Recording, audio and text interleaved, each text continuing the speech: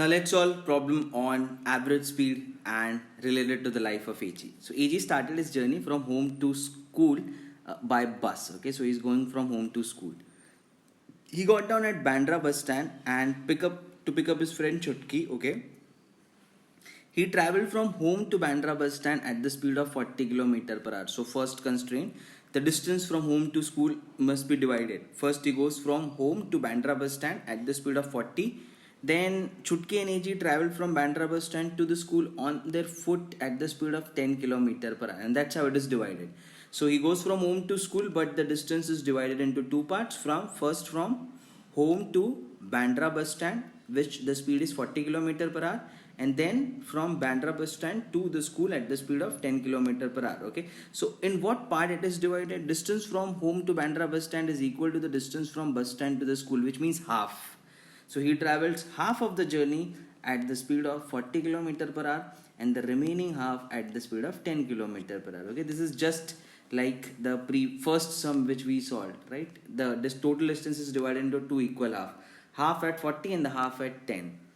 In the evening, then what else is given? In the evening he returned from school to the home, okay, via Bandra bus stand in an auto rickshaw. So now there is a return journey that is also happening. His speed in the return journey from school to home was 24 km per hour. Correct. So all that you have to see is now total distance traveled by him. So home to school, then from school to home. So double that. Whatever is the distance from home to school, double that, and that distance is the total distance that is being traveled. Okay, divide that by the total time taken to go from home to school and then to come back from school to home. Okay, and that's how you will reach to your answer. So let's start with this. How many numbers do I have now? I have a 40, I have a 10, and I have a 24. Okay, take the LCM of this. 40 ones are 40, not in the table of 24. 42s are 80, not in the table of 24. 43s are 120. Correct. So 120, which is there in the 24 5s is 120, and 10, obviously the table or the multiple of 10, I have 120 as a number. So what will I say? Let the total distance be equal to what? 120. Okay, I'll divide it into two equal parts. This is the Bandra bus stand. Okay, Bandra bus stand, this will be the home and this will be the school. Okay, and this will be divided into two equal halves, which means 60 and then 60. First 60 you'll be traveling at the speed of 40 km per hour. Now I'll get to the answer, of course, but I'll get some fraction, right? So let's not make it 120, let's make it 240. Doesn't matter. Okay, all that I need to reach is the answer. So if it is 240, half becomes 120, this half becomes 120. You will get the answer with 120 as well. Okay, you'll get the answer with 60 as well. It is just that I want to make it further simple.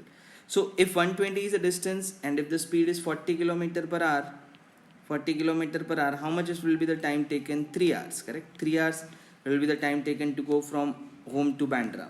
Then from Bandra to school, what is the speed? 10 km per hour. So let's write it here, 10 km per hour.